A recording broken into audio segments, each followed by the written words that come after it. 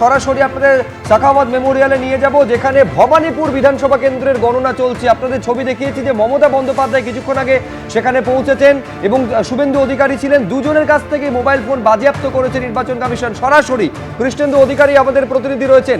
এই মুহূর্তে কি খবর পাচ্ছ ভেতর থেকে কৃষ্ণেন্দু? দেখো, আমি সাখাওয়াত মেমোরিয়াল গার্লস স্কুলের একদম যে গণনা কেন্দ্র তার বাইরে আছি এবং এখানে গোটা রাজ্যে যেটা পরিবর্তনের রায় স্পষ্ট হলো, এখানে যে একটা হাই ভোল্টেজ লড়াই হচ্ছে মমতা বন্দ্যোপাধ্যায় বনাম শুভেন্দু অধিকারীর, তার পরিণাম কি হবে তা এখনো স্পষ্ট নয়।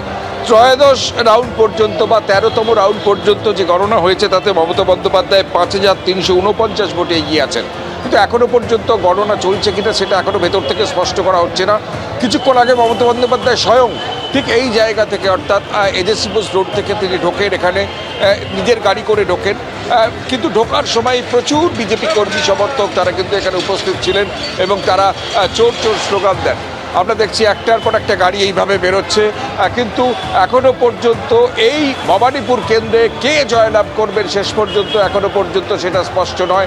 আপাতত মমতা বন্দ্যোপাধ্যায় এগিয়ে আছেন, কিন্তু মমতা বন্দ্যোপাধ্যায়ের পাশাপাশি শুভেন্দু অধিকারী যিনি নন্দীগ্রামে বিপুল ভোটে এগিয়ে আছেন, সেই শুভেন্দু অধিকারী কিন্তু এখানে এসে পৌঁছেছেন এবং মমতা বন্দ্যোপাধ্যায় এবং শুভেন্দু অধিকারী দুজনেই ফোন নিয়ে এসেছিলেন বলে একজন প্রার্থী ভেতরে যেহেতু ফোন নিয়ে যেতে পারেন না, তাদের ফোন বাজেয়াপ্ত করার নির্দেশ দিয়েছে ইলেকশন কমিশন।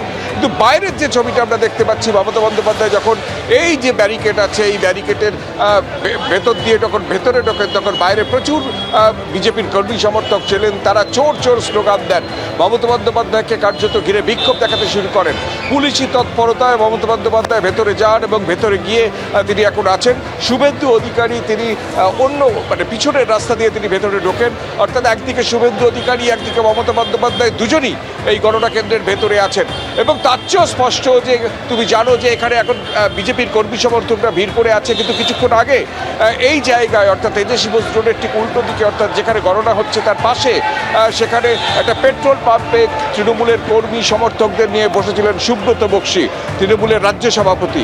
সুব্রত বক্সীকে পুলিশ, তখন পরিবর্তনের যে রায় সেটা স্পষ্ট হয়ে গেছে, দেয়াল লিখন স্পষ্ট হয়ে গেছে, এই কলকাতা পুলিশ একদম তরফ থেকে সেখানে সুব্রত বক্সীকে গিয়ে বলা হয় এখান থেকে উঠে যেতে হবে এবং সুব্রত বক্সী পুলিশের কথা শুনে উঠে যান, কিন্তু প্রচুর তৃণমূলের কর্মী সমর্থক সেখানে যান। তারপর সেখানে দুদফায় একেবারে কৃষ্ণেন্দু, একেবারে সুব্রত বক্সীকে সেখান থেকে উঠে যেতে বলা হয়, সেই মুহূর্তে ছবিটা দেখছেন।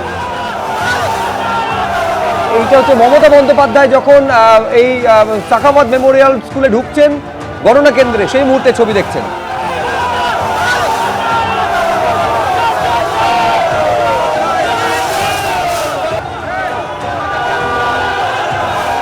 এবিপি আনন্দ, এগিয়ে থাকে, এগিয়ে রাখে।